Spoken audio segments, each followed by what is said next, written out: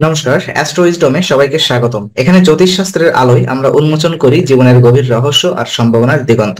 প্রতিদিনের জ্যোতিষ চর্চার মধ্য দিয়ে আমরা খুঁজে পাই সুখ, সমৃদ্ধি আর প্রজ্ঞার নতুন পথ। তাহলে চলুন জ্ঞানের এক নতুন অধ্যায় শুরু করি, যেখানে প্রতিটি মুহূর্ত আপনাকে আলোকিত করবে। তো বিশেষ শিরোনাম থেকে আজকের বিষয়বস্তু হবে মার্চ মাস মিথুন রাশির জাতকদের প্রেম জীবনে কি পরিবর্তন আনতে চলেছে, এই মাসে গ্রহের অবস্থা কেমন হবে এবং তা আপনার প্রেম ও সম্পর্কের উপর কি প্রভাব ফেলবে।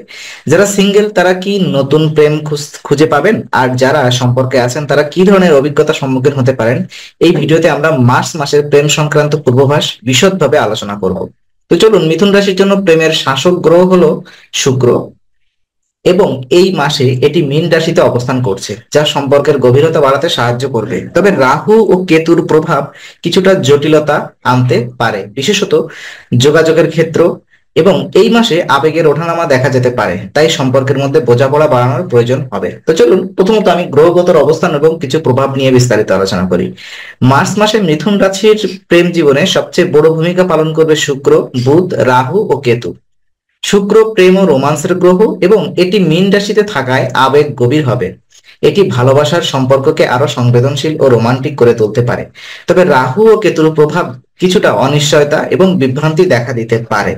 বুধ মিথুন রাশির জন্য অত্যন্ত গুরুত্বপূর্ণ, কারণ এটি যোগাযোগের গ্রহ। মার্চ মাসে বুধের প্রভাব সম্পর্কের মধ্যে সচ্ছলতা আনতে পারে। তবে কখনো কখনো ভুল বোঝাবুঝিও সৃষ্টি হতে পারে, তাই কথোপকথনের ক্ষেত্রে সতর্ক থাকা খুব প্রয়োজন। সিঙ্গেলদের জন্য প্রেম জীবন, যারা সিঙ্গেল আছেন এবং যারা এখনো সিঙ্গেল আছেন, তাদের জন্য মার্চ মাস প্রেমের নতুন দিগন্ত উন্মোচন করতে পারে। শুক্রের শক্তিশালী প্রভাবে আপনার চারপাশে নতুন মানুষের আগমন করতে পারে, বিশেষত বন্ধু বান্ধবদের মাধ্যমে, সামাজিক যোগাযোগের মাধ্যম বা পেশাদার জীবনে কারোর সঙ্গে সম্পর্ক তৈরি হতে পারে।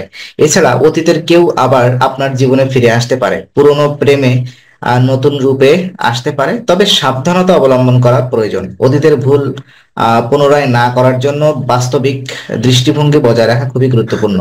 দাম্পত্য এবং যারা অলরেডি বিয়ে করেছেন, কমিটেড প্রেম জীবন কেমন হবে? তো যারা সম্পর্কে আছেন তাদের জন্য মার্চ মাস মিশ্র ফল বয়ে আনতে পারে। শুক্রের প্রভাবে রোমান্স ও ভালোবাসা বৃদ্ধি পাবে, কিন্তু রাহুর প্রভাব সন্দেহ ও বিভ্রান্তি সৃষ্টি করতে পারে। সম্পর্কের মধ্যে বোঝাপড়া ও পারস্পরিক বিশ্বাস বজায় রাখা দরকার। এটি এমন একটি সময় যখন আপনার সঙ্গীর প্রতি আরো যত্নশীল হওয়া প্রয়োজন।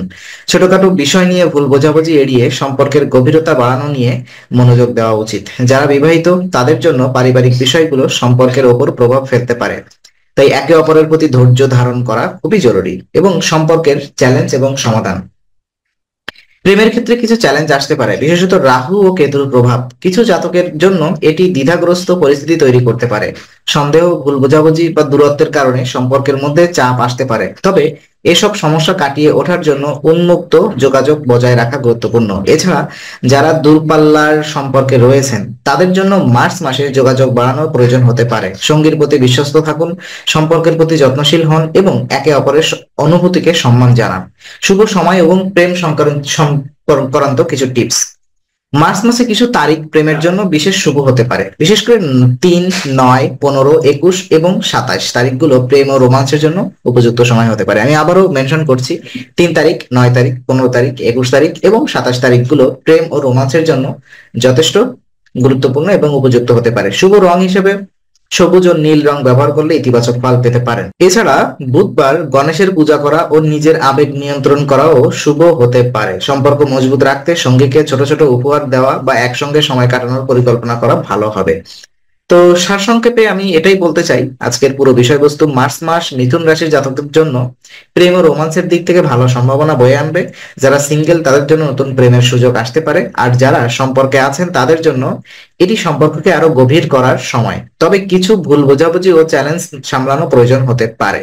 তো আজকের আলোচনা আমরা এখানেই ইতি করছি। আমরা আশা করি এটি আপনার মনে নতুন কিছু আলোর সঞ্চার করেছে। যদি ভিডিওটি আপনার ভালো লেগে থাকে তবে লাইক দিতে ভুলবেন না, আপনার মতামত জানাতে কমেন্ট করুন এবং প্রিয়জনদের সঙ্গে শেয়ার করে তাদের জীবনেও আলোর বার্তা পৌঁছে দিন। আর অবশ্যই আমাদের চ্যানেলটি সাবস্ক্রাইব করুন, কারণ এখানে আমরা প্রতি মুহূর্তে নতুন আলো ও জ্ঞানের কথা নিয়ে আসি। আবার দেখা হবে, ততক্ষণ ভালো থাকুন, শান্তিতে থাকুন। নমস্কার।